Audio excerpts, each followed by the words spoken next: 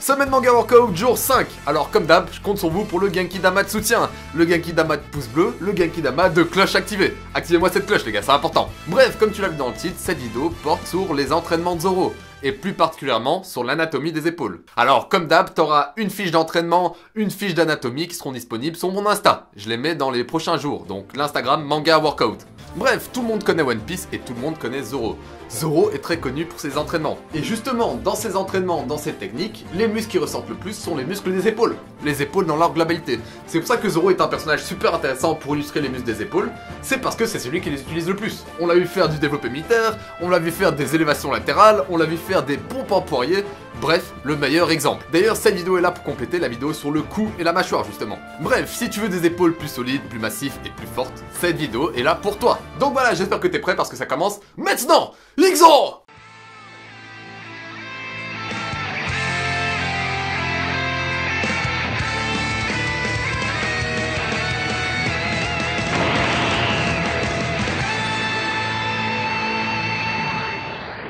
Donc commençons. Comme je te l'ai dit, les épaules interviennent énormément dans le style de combat de Zoro. Elles sont composées de plusieurs muscles, mais les plus gros, les plus connus sont les deltoïdes. Alors les deltoïdes, c'est aussi con que ça. Ils te permettent de lever les bras dans toutes les directions. Et Zoro étant un sabreur à 2 sabres, voire 3 sabres, il en a besoin. Peu importe les mouvements qu'il fait, il en a besoin. Que ça soit pour attaquer ou se défendre. Ces fameux deltoïdes vont relier 3 os entre eux. T'as tout d'abord les clavicules, donc c'est l'os très fin que t'as ici. Ensuite t'as l'humérus, donc l'os de ton bras. Et pour finir t'as l'omoplate. C'est l'os assez plat que t'as derrière ton dos. Alors l'omoplate c'est vraiment un os super complexe. Et pour le comprendre, tu peux te dire que l'omoplate a plusieurs excroissances et qu'elle est divisée par ce qu'on appelle l'épine. Du coup voilà, on peut rentrer dans les détails des deltoïdes. Tout d'abord, on a le deltoïde antérieur, donc c'est ce qui permet de relier les clavicules, donc il est inséré sur un tiers de la clavicule jusqu'à l'humérus. Et pour comprendre le mouvement, comme je te l'ai déjà dit, les 2 points d'insertion doivent se rejoindre, et c'est ce qui va permettre la contraction du muscle. Ou plutôt, la contraction du muscle va permettre ces 2 points d'insertion de se rejoindre. Alors, Zoro il les travaille quand il fait du développé militaire, classique. C'est un muscle assez puissant qui permet l'antépulsion de ton bras, donc un mot complexe pour dire que tu lèves le bras, et la rotation interne, donc il te permet de rentrer les bras vers l'intérieur. Pour le travailler, cette fois c'est Kimiki, donc d'ailleurs passez voir sa chaîne, qui va montrer les exercices. Alors, ce qu'on peut faire en musculation, c'est du simple développé militaire, exactement comme Zoro, et au poids de corps, au street workout, t'as tout ce qui est pompe pied surélevé, pike push-up et pompe en poirier, pour ceux qui ont un meilleur niveau. Ensuite, un peu plus loin sur ton épaule, qu'est-ce que t'as? T'as le deltoïde latéral. Et comment est-ce qu'on peut faire la différence entre le deltoïde latéral et le deltoïde antérieur? C'est tout simplement grâce à son insertion. Donc là, l'insertion varie, donc elle part toujours de l'humérus, toujours au même point. D'ailleurs, tous les muscles du deltoïde forment une sorte de V au niveau de l'insertion de l'humérus. Le V deltoïdien. Bref, encore une fois, le muscle va s'insérer sur l'humérus, mais cette fois, va aller s'insérer sur l'acromion. Donc l'acromion c'est quoi? L'acromion c'est une petite merde qui dépasse de tes omoplates. C'est une des fameuses excroissances dont je te parlais. Et c'est d'ailleurs pour ça que parfois, il est appelé deltoïde acromial. Tu dis ça quand tu veux te branler, franchement, mais bon, tu m'as compris. Là, si t'es logique, t'as compris que ces insertions, en se rapprochant, vont permettre l'élévation latérale de ton bras. Et ce qu'il faut savoir, c'est que pendant les 15 premiers degrés de ton élévation latérale, c'est le supraépineux qui va engager le mouvement. Donc ça, on va voir par la suite les muscles de la coiffe rotateur.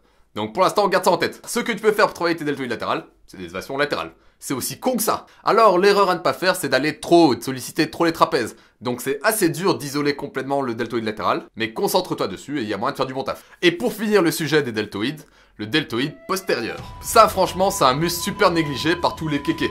Par tous les kékés muscu, ils s'en battent les steaks du deltoïde postérieur, pourtant il est super important d'un point de vue posture, et aussi d'un point de vue exercice, d'un point de vue force, enfin c'est un muscle de ton épaule, ça reste important.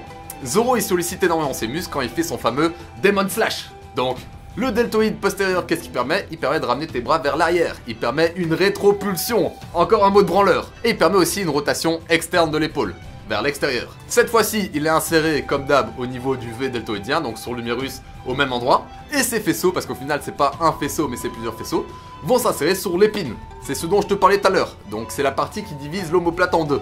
Pour le travailler, ce que tu peux faire, c'est un exercice comme l'oiseau. Pourquoi l'oiseau? Parce que tu ouvres les bras. Et si t'as pas d'haltère, tu peux passer à une variante avec élastique. Donc voilà, jusqu'à là, c'est assez con, mais ça te permet de bien visualiser enfin comment ça marche les deltoïdes. Donc quand quelqu'un viendra te parler de deltoïdes, au moins t'auras l'image en tête. Et s'il te dit de la merde, tu pourras casser ses propos en 2-2. Maintenant, c'est là qu'on peut rentrer dans des détails un peu plus chauds. Tu sais, sous tes deltoïdes, t'as ce qu'on appelle la coiffe des rotateurs. Alors encore une fois, tout le monde en parle, mais personne n'est foutu de visualiser ça. La coiffe de rotateur, c'est quoi? C'est une série de 4-5 muscles qui permettent de stabiliser ton épaule. Et c'est aussi des muscles qui vont engager les mouvements des plus gros muscles comme les deltoïdes. Si on les appelle coiffe de rotateur, c'est parce que les tendons viennent coiffer, l'humérus, la tête de l'humérus. Tu vois, ça leur fait une sorte de coupe de cheveux. Enfin bref, tu m'as compris. Alors, il y en a 4, voire 5, donc ça on verra par la suite, et on peut les classifier par partie. Tout d'abord, t'as les rotateurs externes, donc l'infraépineux qui est situé sous l'épine, c'est pour ça que ça s'appelle infraépineux.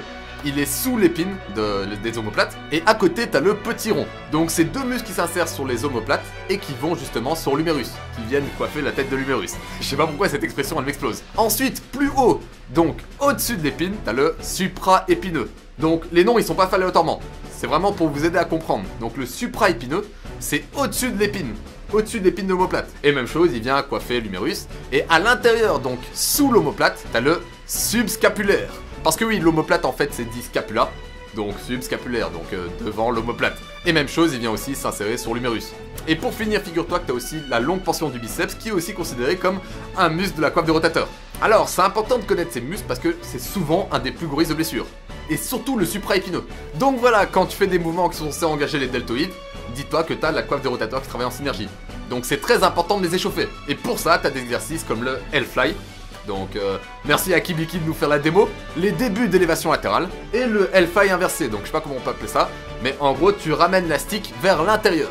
Pratique le plus souvent ces exercices et renforce à fond tes muscles de la coiffe de rotateur. Donc ouais, peu importe ton sport, je te conseille de vraiment échauffer ces muscles dès que tu le peux. C'est des muscles assez petits, assez fragiles, et lorsque tu leur mets une charge trop violente que tes deltoïdes pourront assumer, eux parfois ils ne le pourront pas. D'où l'intérêt de les travailler. Et comme tu as pu le comprendre, ils travaillent tous en synergie avec les muscles deltoïdes. Donc, le subscapulaire va engager les mouvements du deltoïde antérieur, le supraépineux va engager les mouvements du deltoïde latéral, et le petit rond et l'infraépineux va engager les mouvements du deltoïde postérieur. Donc voilà, tu sais tout, j'espère que c'est bien illustré, j'espère que ça te sera utile. Normalement, tu sors moins compte de cette vidéo, et normalement, tu pourras appliquer ça à tes entraînements. Comme je l'ai dit en début de vidéo, si vous voulez les fiches d'entraînement et d'anatomie, je vous en fais, elles arrivent sur Instagram. Bref, en attendant la prochaine vidéo, mange bien, dors bien et entraîne-toi bien. Sur ce, Jarana!